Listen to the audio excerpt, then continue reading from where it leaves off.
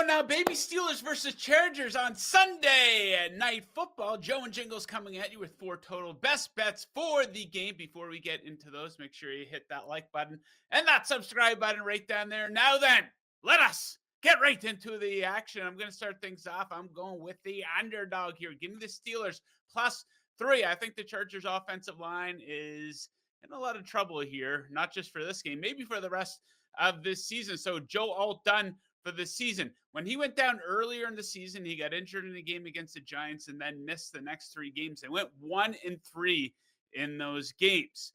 The only win that they had during that stretch was a last-second W against the Miami Dolphins. That has not aged very well at all. So they are allowing the highest pressure percentage in the NFL, and they've allowed the 5th most sacks as well. I think they're really going to have their hands full with this Steelers defense, specifically the pass rush. Are great at getting after the quarterback. They're tied for the 3rd most sacks in the NFL. You got to like the Steelers as an underdog here.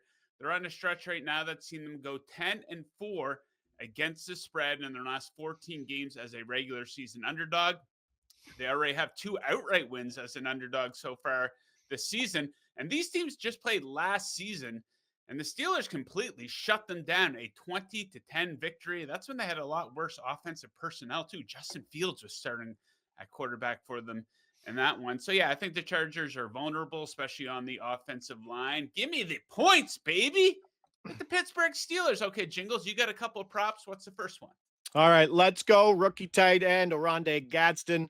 70 plus receiving yards, plus 188. We're going to the alt total. Why? Because with the Bengals on bye, this is the best tight end matchup on the board in week 10. The Steelers, second most generous team to the position. 6.2 catches per game, 73 yards, 0.8 touchdowns. And this is a defense that's also given up 88 points over the last 3 games.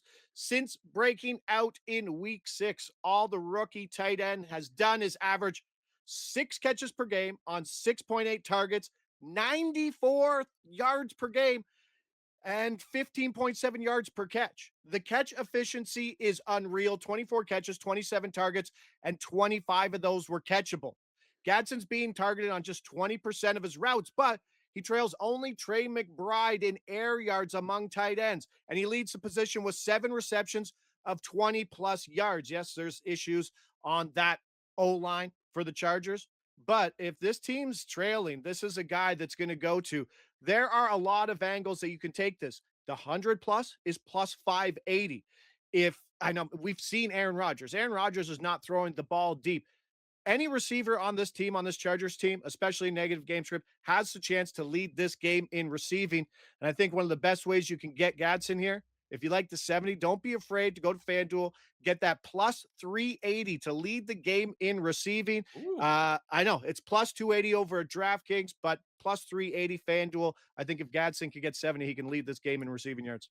Indeed. So you do want to target tight ends when going up against the Steelers. You also want to target the wide receiver position. So I'm going to target the guy on the Chargers who has the most targets. Give me Keenan Allen to go over 40.5 receiving yards. So the Steelers have allowed the most yards to the wide receiver position this season, 196.5 per game to be exact. They've also allowed the most receptions to the wide receiver position here, despite already having their bye. And just look at Allen's body of work here this season. He's averaging 57.7 yards per game. He's gone over this number in 7 of 9 total games here this season, including in all 4 home games. Very modest number here at 40.5. And I think Allen will go over it. Okay, Jingles, bring it home for us. Your final prop bet for the game. Yeah, before we get to that, don't forget, it was Tucker Kraft in primetime dicing up the Steelers defense just a couple weeks ago. He went 143. So let's go Gadsden there. On the other side, because I got to play both sides, Calvin Austin, 4+ catches, plus 140, going alt total over again. There is no difference right now between Calvin Austin and DK Metcalf. Ultimately, there isn't. The way that Rodgers is running this offense, his low A dot, it fits in perfectly for Calvin Austin in this spot.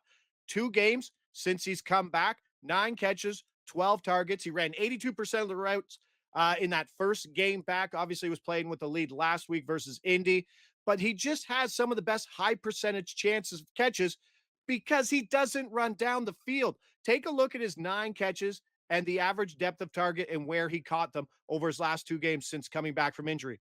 -2 yards, -2 yards, -2 yards, 3 yards, 4 yards, 5 yards, 7 yards, 8 yards, and 13 yards.